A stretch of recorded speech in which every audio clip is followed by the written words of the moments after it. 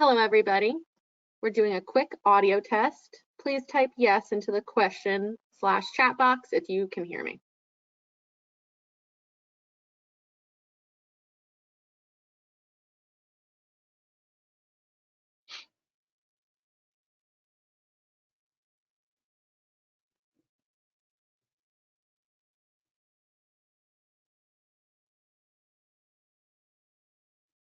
Thank you for joining our learning series, Navigating New Roads.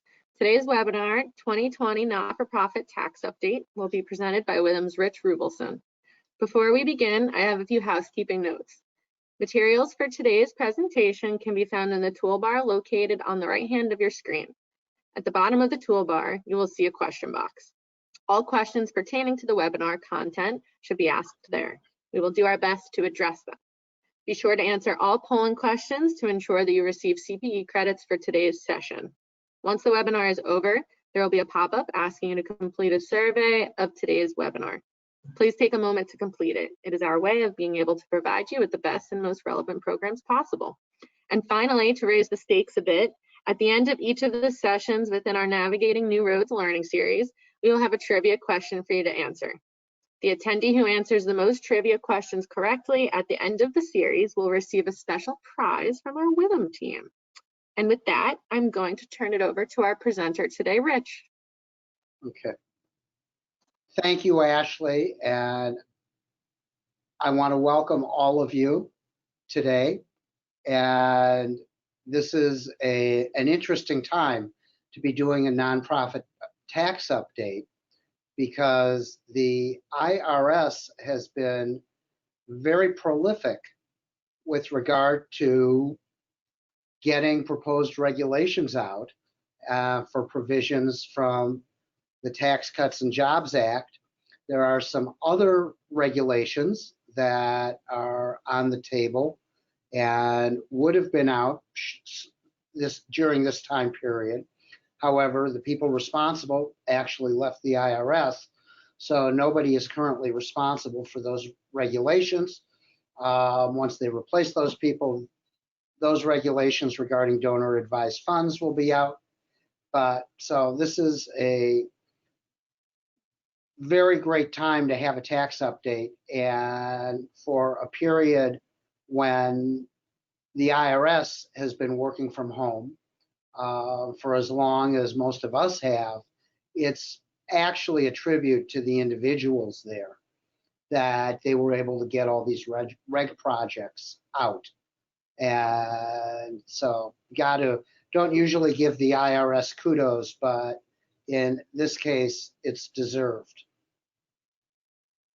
Okay, first thing I'm going to talk about are the filing due dates. And some of you may remember that when the IRS originally came out with the notice regarding corporations and individuals, they did not address nonprofit organizations filing Form 990. They did address organizations that had 990Ts due April 15th. I think that may have been by accident. But that paved the way for pension funds to be able to not pay taxes until July 15th and to not get something filed until then. But it took an additional announcement for the 990s, and that was Notice 2020-23 issued on April 9th.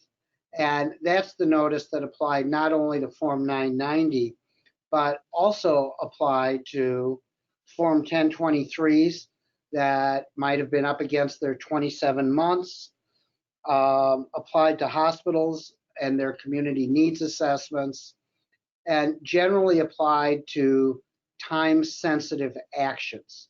So that right there, that covered the 990s and the 990Ts. And of course now organizations have, instead of the May 15th, organizations have until July 15th. So if a 990 or 990T was due anytime between May 15th and July 15th, it is now due July 15th. Okay. So, and this restates the rules again. I didn't mention Form 990 PF. That also is subject to this extension, as is Form 4720, the return on which excess compensation under Code Section 4960 is reported, as well as private foundation self-dealing transactions. Relief was automatic. Nobody had to call the IRS or contact them. Had until July 15th to both obtain the extension and to pay amounts of tax less than $1 million. So that's good. And now at July 15th, if your returns got to go on extension for a calendar year-end return, it cannot be extended any longer than November 15th. So that'll be the final due date of the return, just like we were in normal times. Okay. Now I want to talk about a provision that was in the CARES Act regarding itemized deductions for non-itemizers. The service or Congress included such a provision in the CARES Act. Non-itemizers are now able to deduct $300 of charitable contributions from their tax return, and that's great. There is an effort in Congress to not only increase the non-itemizers deduction, but also to make it permanent. And so we'll see what happens with that. It's got sponsorship by both Democrats and Republicans in both houses, so hopefully that will happen. But the other thing that happened, just get into the adjusted gross income limitation for itemizers for a few minutes. And they've now made it, there's a limitation, 60% for gifts of cash to publicly supported charities. That's the adjusted gross income limitation for charitable contribution deductions for individuals. Note that this extension up to 100% doesn't apply to gifts to private foundations, donor advised funds, or supporting organizations. It also includes contributions that are passed through from partnerships and LLCs. So that's a big change. It is only good for 2020, just like the non-itemizers deduction. The non-itemizers deduction, I mentioned the $300. There is some information from some organizations that it was $300 per person. Unfortunately, it is $300 per tax-paying unit. That's the actual language in the statute. Tax-paying unit. That's so if a joint return is from one tax-paying unit. So it's $300 for that, or $300 for an individual. The only time you would have, I think, that you would possibly have $600 from $300 from each signature on the tax return. If you had married filing separately, then you would have each spouse had $300. So that's important. The interesting thing is that this also doesn't apply to gifts to private foundation or private foundations and donor advised funds and supporting organizations. And what's interesting about that is I have a hard time imagining that individuals who work outside of a charitable development office, an accounting firm, or a law firm have any idea what a supporting organization is. But that language is still there, and you want to make sure that even, once you say something about your organization to someone, they may carry it over to some other organization and thinking about that. So you may want to mention publicly supported charities just like us, or something in that respect. It's now time for our first polling question. Polling question number 1. In order to benefit from the extended July 15th, 2020 due date for a Form 990 with a calendar year end, it was necessary to phone the toll-free number of the IRS on or before May 15th, 2020. True or false?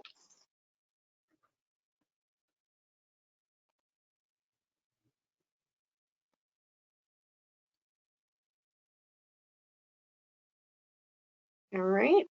We have 81% voting. Let's see if we can bump that up to 100% in order for you to get your CPE.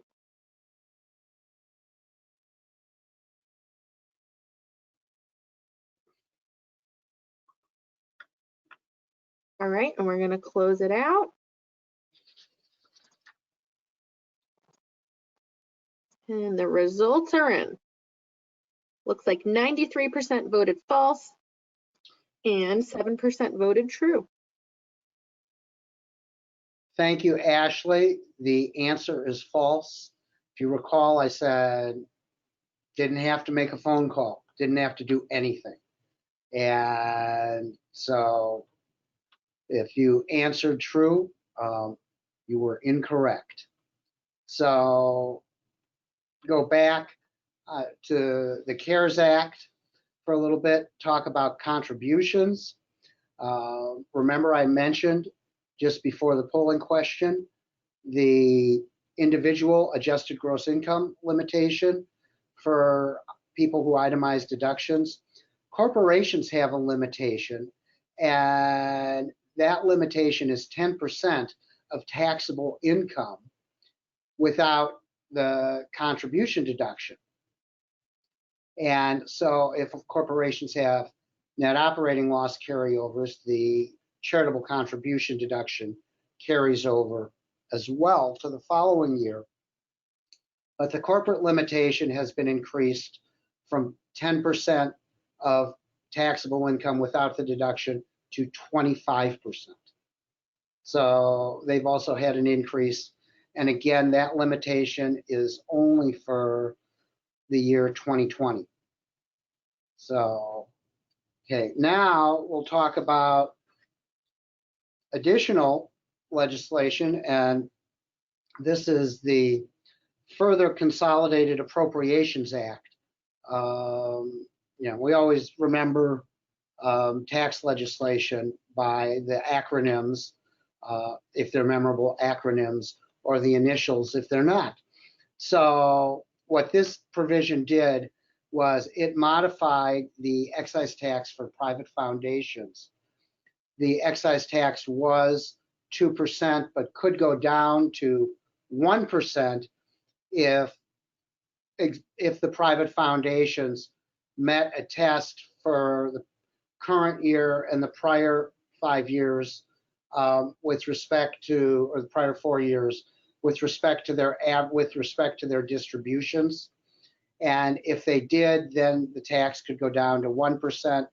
For many years, the private foundation community has been trying to get one rate, and it's finally happened. Unfortunately, the rate's not 1%. However, it is 1.39%, and that applies for tax periods beginning after December 20th, 2019. So for organizations whose returns that we're going to be doing right now over the next few months, your rate's going to be, it'll be either the 1 or 2%, and organizations will benefit from that. It won't be, constant scurrying to try and get to the 1% and do extra management even for smaller foundations.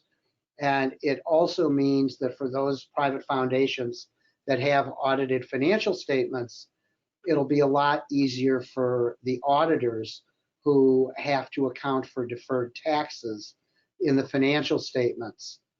One of the things that happened was that the accounting community never really agreed whether we did future years at 1% or 2%. So generally it was done at both, at either or, depending on the firm. So now we'll go to polling question number 2. Polling question number 2. The newly enacted tax rate for the private foundation excise tax on net investment income under IRC section 4940 is 1.2%, 1.39%, 2.4%, or none of the above.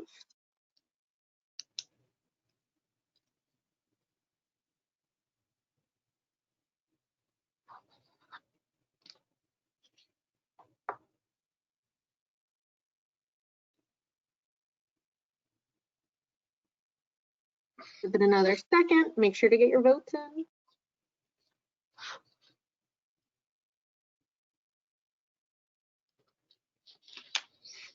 All right, and we're going to close up the poll and share those results.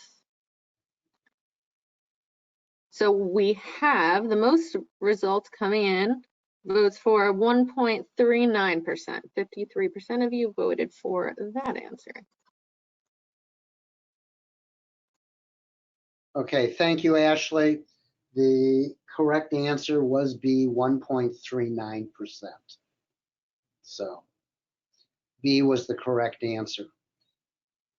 Okay. Now, we're going to go to qualified transportation fringes, the parking tax. As I think most of you know by now, that provision was rescinded in the Consolidated Appropriations Act at the end of 2019. Now, what rescission means that it was never in the Internal Revenue Code. Well, unfortunately, it was in, and many of your organizations paid the parking tax with your prior year's tax return, and you may have paid estimates for the current year.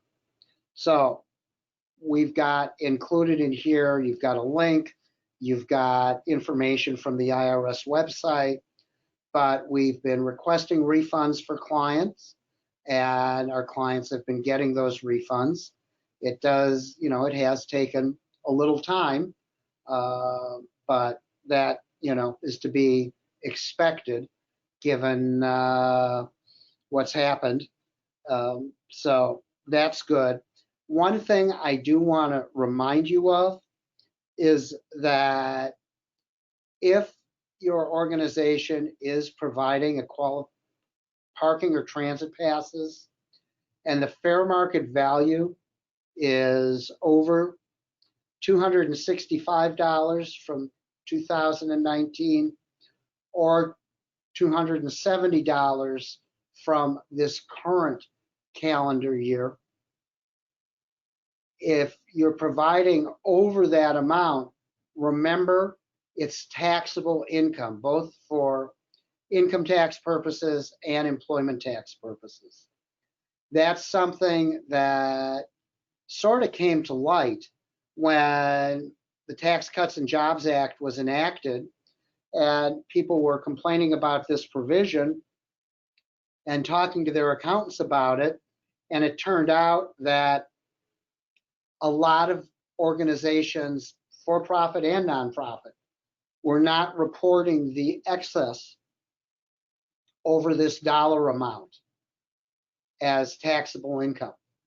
So, and that's always been, that requirement hasn't changed, and it's not changing now.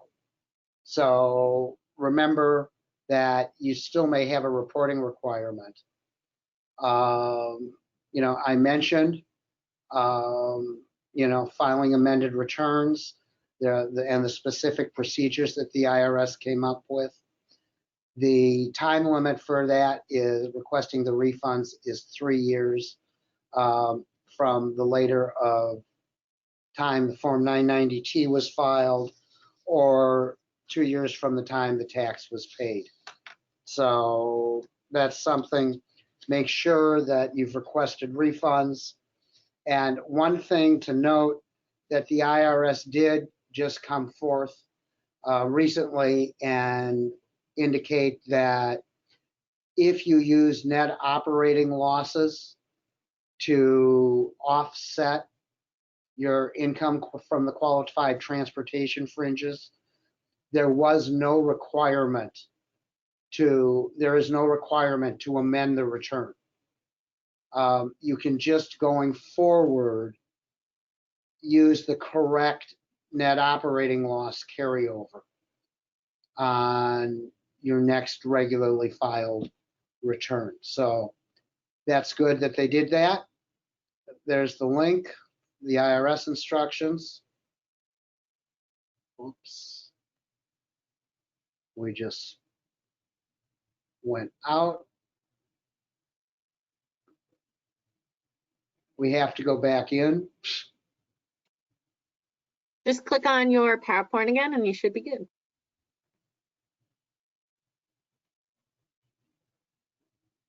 Okay, thank you.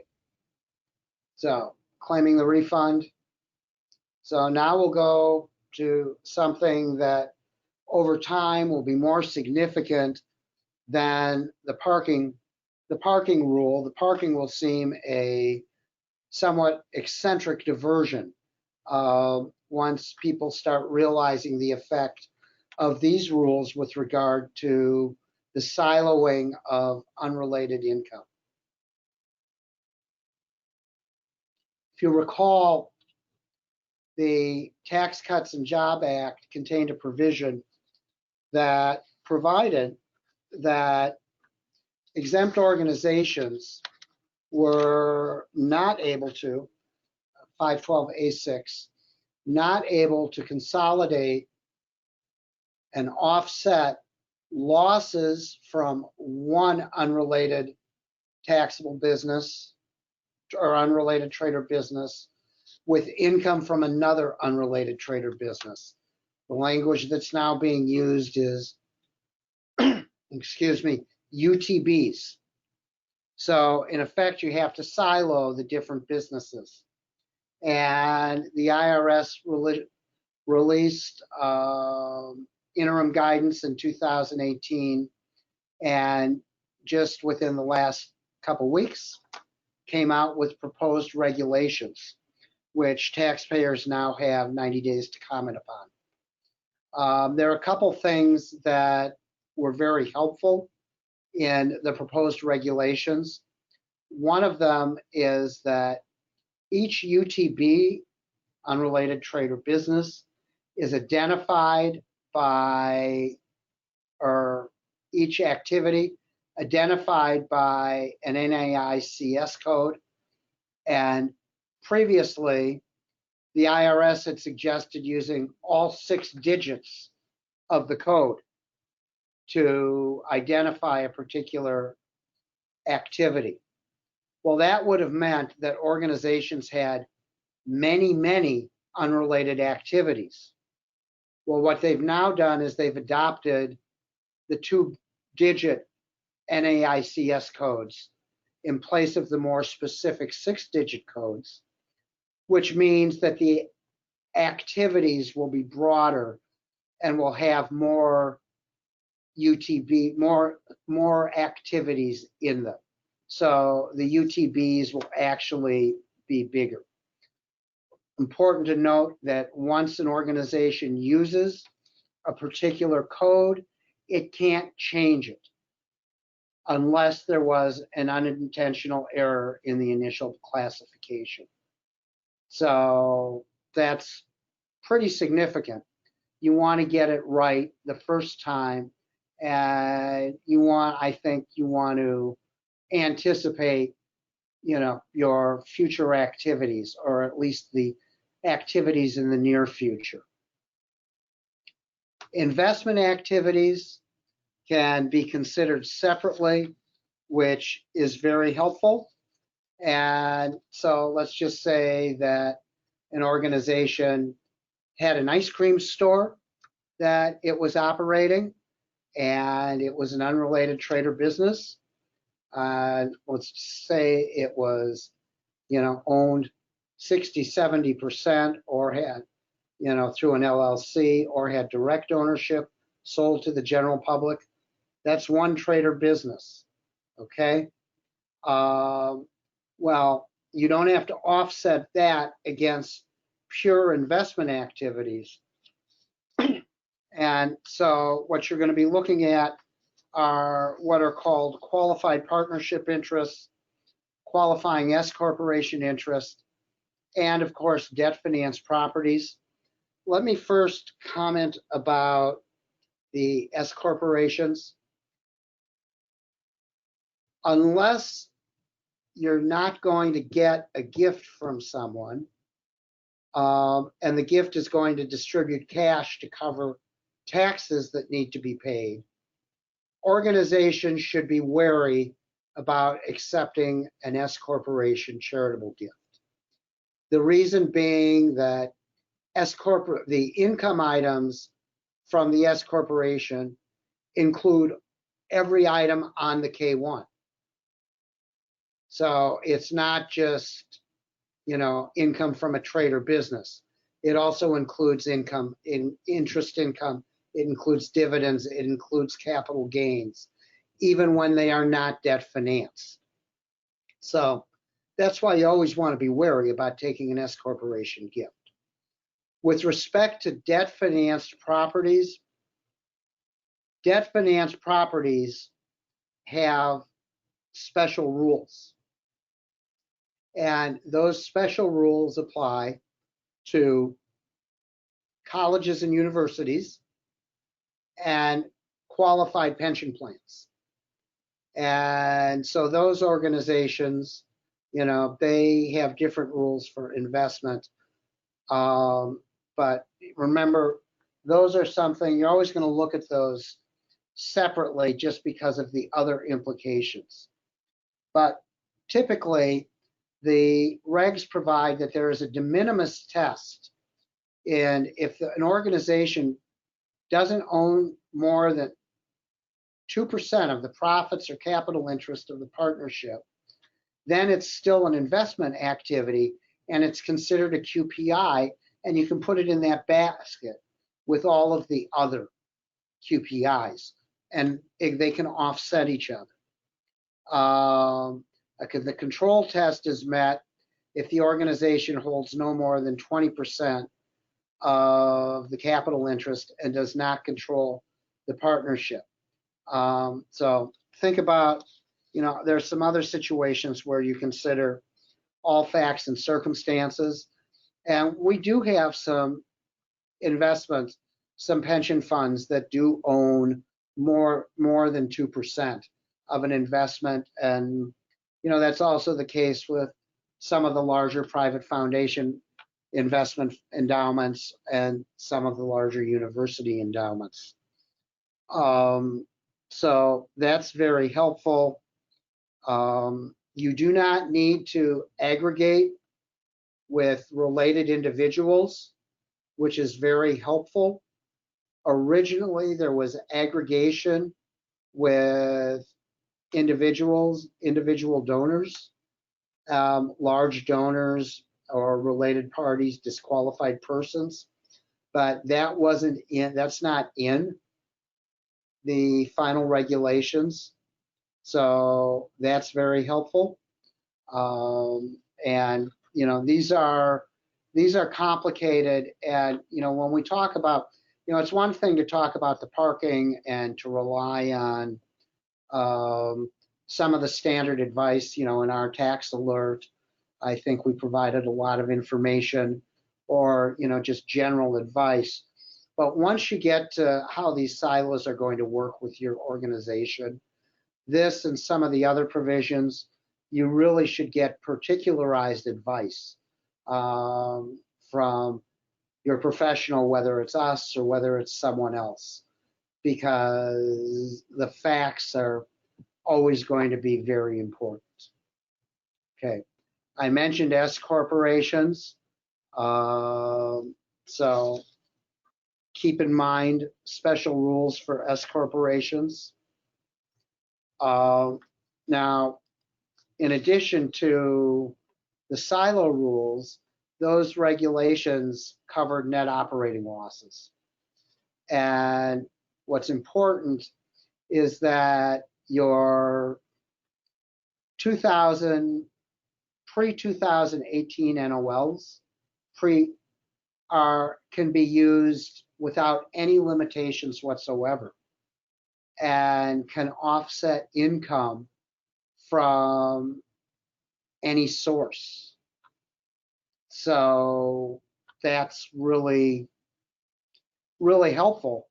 And however, for the Post-Tax Cuts and Jobs Act enactment, net operating losses, you then have to consider the silo regulations in applying your net operating loss.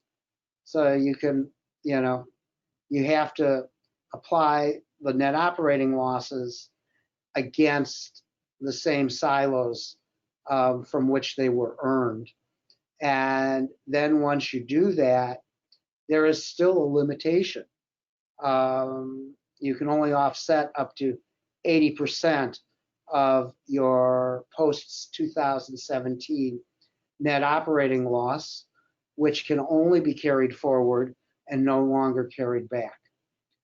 These were so complicated, that these rules, that they issued separate FAQs on June 9th with regard to these. So you'll want to look at those.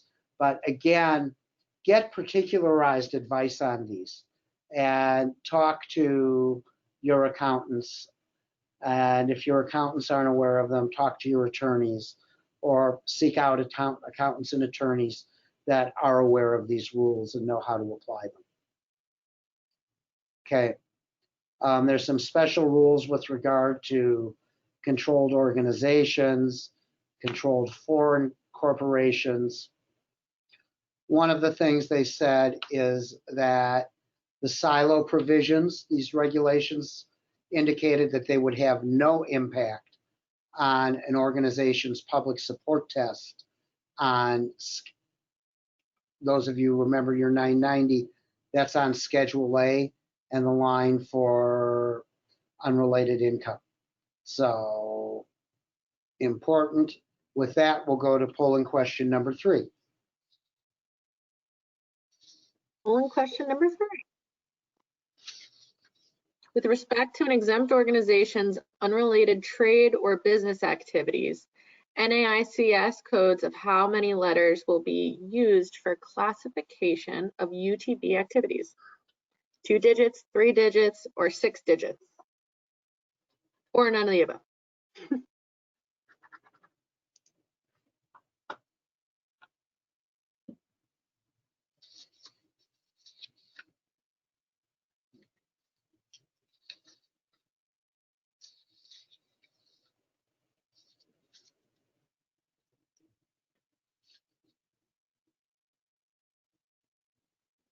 All right, get in those votes. We will be closing out in just 1 second.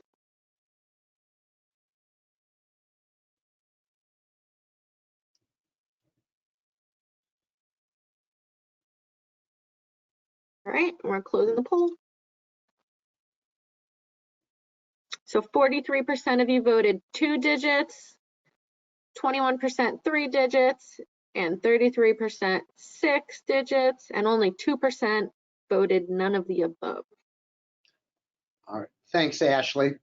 Okay, what was in the original IRS guidance was 6 digits. So the IRS was very beneficent in lowering it to 2 digits, because remember, 2 digits mean that you're going to have a much more broad category, and it should fit in more income generating activities, which gives you more opportunity to offset gains against losses. Of course, there could be factual situations that also could provide someone with more investment income. But I think that would be really rare. And in that case, there wouldn't be many losses anyways. So that might even be moot. Okay. So now we're going to talk about donor advised funds. Donor advised funds, DAFs, for those of you who don't recognize the name from donor advised fund or DAF, those are the funds that you see, you see commercial donor advised funds at Fidelity, T. Rowe Price, many of the brokerage firms, and you also have community foundation donor advised funds, Federated Fundraising Organization, donor advised funds. So you might see one at Catholic Charities, you might see one at Jewish Federation, you'll see one at different community foundations. There are many, many different donor advised funds. And what a donor advised fund means that an individual or individuals, generally, or a corporation, in some cases, will donate funds, and then they have advisors that serve the charity that runs the fund, that has the money, has legal control of the money. These advisors make recommendations, and the recommendations are not binding. However, if a donor advised fund chooses not to accept the recommendations of the advisors, and they are otherwise good charitable contributions, the donors are going to pretty quickly get news of that and figure out that they want to go find another donor advised fund sponsor. So that's, so they accept advisors' wishes typically, although there are rules for that. And there is an excise tax under Section 4967 that applies to donor advised funds. And what happens is that a donor advised fund, in making a gift to a charitable organization, cannot provide more than incidental benefit to the donor or an advisor to the donor advised fund. And there are some cases with respect to, there's some situations where you may be providing more than incidental benefit. For example, a fundraising event where the donor goes to the dinner, and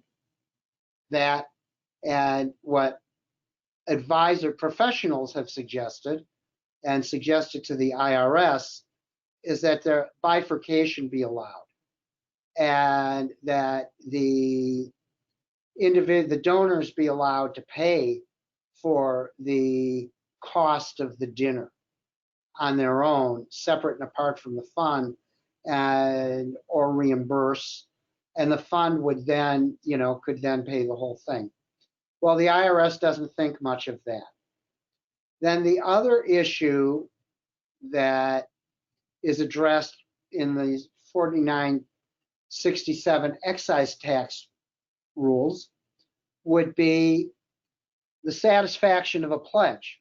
So let's say that I make a pledge to a charitable organization prior to a public charity, Save the Whales, and I pledge $100,000, but then prior to satisfying my pledge, I give all my money to a donor advised fund.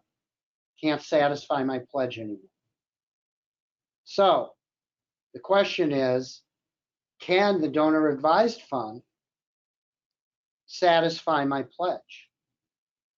If they do, that provides me with more than an incidental benefit because they've satisfied my debt. Well, in this case, the IRS is pretty tolerant. And the IRS said that as long as this is not directed, there's no discussion, essentially, they'll accept this. And that's a pretty good deal with respect to these regulations. And something that surprised everybody, because those of you that are familiar with private foundations know that a private foundation cannot satisfy an individual, a disqualified person's pledge. But here they're saying, well, the donor advised fund can, as long as it's not out there. And so that's a pretty big deal. Those regulations were supposed to come out in the first half of this year. Unfortunately, the two people responsible for those regulations in the IRS left in pretty rapid succession. So no one now has ownership, and these regulations won't come out until next year. Well, that's important as proposed regulations. One of the reasons I think that's important is because for some public charities that get most of their money from donor advised funds, there is a provision in these regulations. Again, they haven't reached the proposed regulation stage because they haven't been issued yet, but there is a provision that says, you know, donor advised fund money has to be, you know, looked at. You have to look through the donor advised fund public charity and look at the individual donors potentially. So that means that donor advised funds would have to track, and then charities would have to take that into account in demonstrating public support on Schedule A, Parts 2 and Parts 3, mostly Part 2. So that's a big issue, and it would destroy the public support status for some organizations. Right now, we have one client that actually has this issue, and we're going to be addressing with them, and we've already raised it, and we're going to be getting something to them so that they can be looking at this in advance. That's a provision that the IRS has indicated they really don't want to bend on. So expect that that will be in any proposed regulations. And again, for publicly supported charities, that provision is a big deal. These are excerpts from the AICPA comments. Note the AICPA indicated that sponsor organizations should treat as unlimited public support to their donees. So the people getting the money, the charities getting the money from donor advised funds should be able to consider any donor advised fund money public support, just like it came from any other publicly supported charity. And again, the IRS disagrees with that. And so that will probably, the AICPA provision won't be, or position won't be reflected.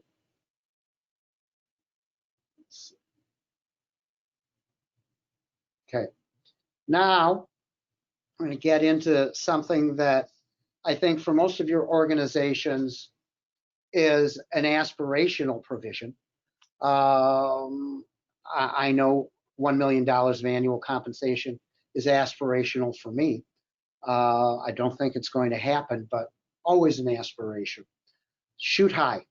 So anyways, an applicable tax exempt organization has to pay an excise tax at the corporate rate, 21% on compensation greater than $1 million, plus any excess parachute payments paid to a covered employee during a tax year. Okay. Applicable tax exempt organization. That's any organization exempt from tax under, pretty much any organization exempt under 501c. And you can see the exceptions for certain governmental organizations and political organizations. Talks about how you compute the income, the taxable income. And the IRS came out with proposed regulations on this. And what's interesting is that you pick employees up when they're one of the 5 highest compensated employees at an ATEO. So, to the extent you have,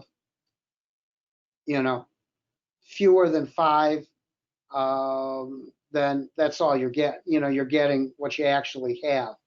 But once someone is covered and appears in that as in the 5 highest at $1 million a year, they are always covered by the excise tax, even if they no longer remain in the 5 highest paid employees. So that can be an onerous tax. And we've had the situation where we've had private foundations, corporate foundations that have, some corporate employees on their boards, and they have some of the higher paid corporate employees. And so what happens is that, that tax gets picked up at the corporate level because, or at least it may have been a year ago, because of uncertainty in the rules. Well, the IRS has issued proposed regulations that clarify this. There's a limited hour exception for people who sit on their foundation boards. Remember, sitting on the corporate foundation board is not really a volunteer activity. A lot of times it's part of someone's job. But if they put in limited hours for the charitable organization, for the foundation, or it's all paid, all the money is paid with non-exempt funds. So the funds don't come from the private foundation, either one of those exceptions, then the tax is not applicable. We have an article that's in review that's going out as a tax alert shortly on that. And there's also a statutory exclusion for individuals offering medical and veterinary services. So, and think about that in the context of an organization providing medical services. You may have individuals who are doctors that are really just administrators. And so you have to look at the actual services that they're providing in order to see if the exception applies. Okay. Mentioned briefly, Taxpayer First Act provided for a notice of impending revocation if an organization has failed to file for 2 consecutive years and is at risk of losing their exemption. The IRS now has to send out a notice saying that your organization is at risk of losing its exemption if you don't file. Now, what's interesting about that is that it may be that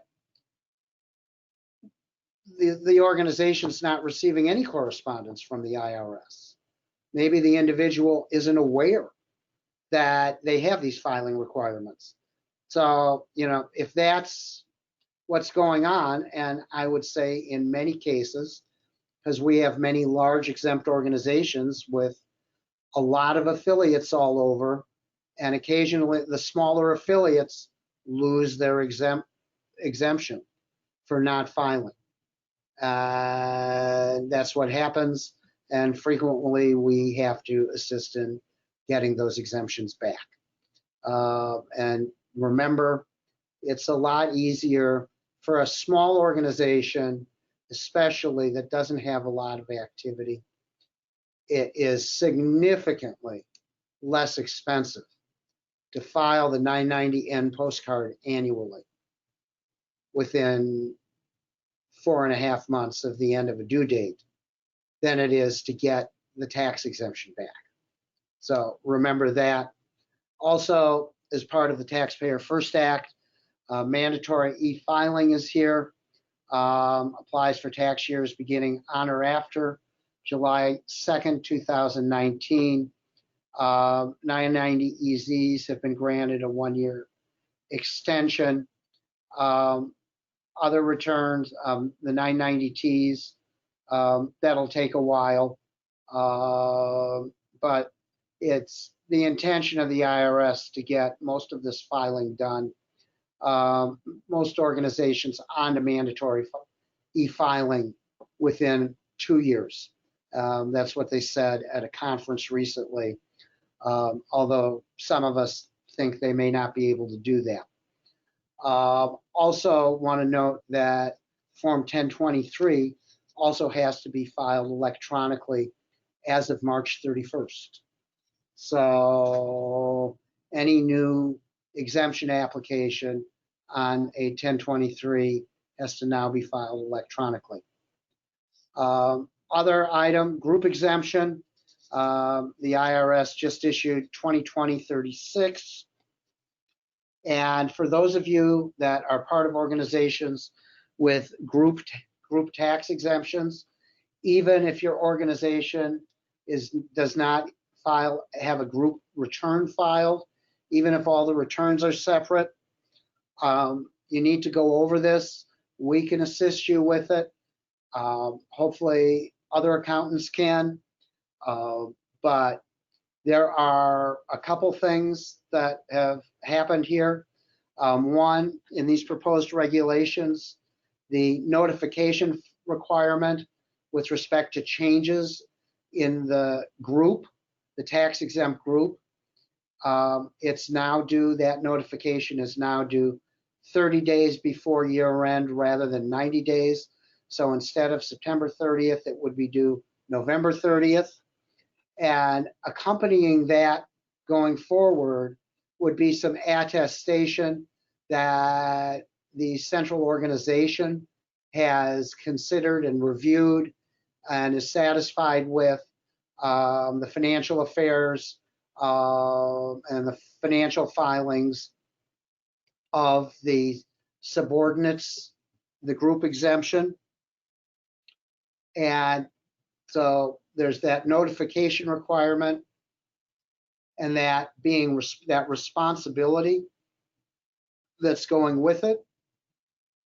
The other thing that will happen with respect to the group exemption is there is a requirement going forward that the central organization must now have general supervision or control, and both general supervision and control are defined in the proposed regulation over the subordinate organizations. And that one's going to be, organizations will have to be addressed, and it will be easier in some cases for many of my clients to meet the general supervision requirement than it will the control, because the control requirement will require that the central organization appoint some of the board members of the subordinate organization. So that will be kind of tough to meet. So again, you need to go over these requirements. Schedule B, this is just a reminder, many of you are aware of this. Donor names and addresses are now required for Schedule B with a form for 501c3 organizations and 527 organizations. And so that makes sense. The charitable organizations, with respect to any other 501c organization, such as a C4, C5, or a C6, donor names and addresses are no longer required on a Schedule B if the Schedule B is necessary. Those other 501c organizations can use NA in the name and address area. You have to check the state laws here because some states are requiring this information, complete information, be included with their own filings rather than, just the Form 990. So you have to watch for that. And before we get to polling question number 4, I want to mention something. I did talk about the refunds on parking. Those of you that have filed for refunds within the District of Columbia, and if you're not our clients, we made you aware, but the District of Columbia took the position that you weren't entitled to your full refund back, that they were entitled to the $250 corporate minimum tax out of the parking refund. So many of our clients here were shorted $250 by the District of Columbia. So with that, we'll go to our final polling question. Polling question 4.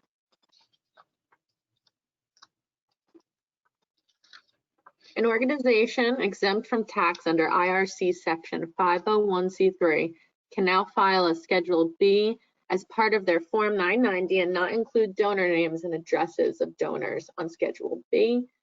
True or false?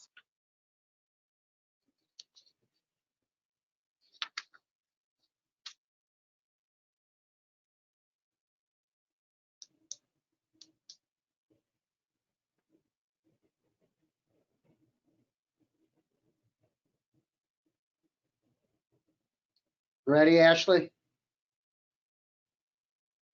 We're going to close it out. I'm ready to launch. Sharing, and it looks like 49% is true and 51% of you voted false. And 51% of you were correct. The C3 must report donor names and addresses. It's the C3 and 527 political organizations must report. Only other C3s do not have to report anymore. And finally, before we wrap it up, we have one more slide. Just want to mention this Mayo Clinic versus US. Here, what's a school is what's important. Mayo Clinic, very large healthcare organization, considers itself to be a school. And so it took advantage of a provision that only applies to schools and pension funds in filing its Form 990T.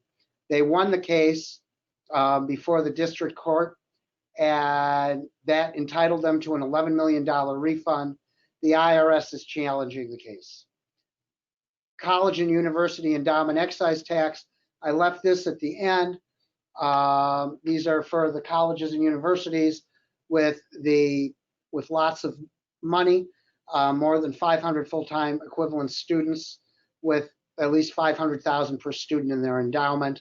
The 1.4% excise tax proposed regulations were issued in July on that, but we didn't talk about that. But that was the other big regulations project within the exempt organizations arena from the Tax Cuts and Jobs Act with the exempts. With that, we'll close it out. I guess we're on here as long as Ashley lets us, but my contact information is on the last slide following the trivia question, which I hope that you will all answer. And please contact me for questions if you are unable to ask online.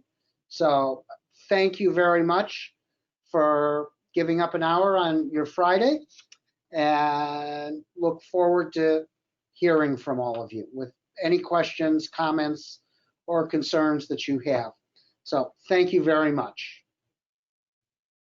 All right, I'm going to share the trivia question. Rich, I don't know if you have a slide for that, but I'm going to launch the trivia question real quick. Okay. Perfect. So in the photo that's on Rich's slide, which building is that?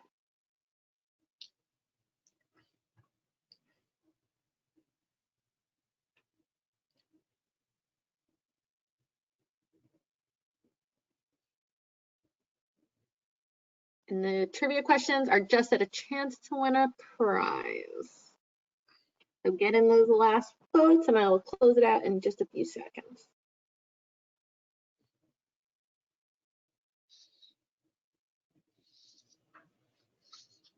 All right. And it looks like the most votes were for the Art Institute of Chicago. And that is correct. Although it is the capital I Art Institute of Chicago. Sorry about that. So. All righty. Well, thank you guys for tuning in today.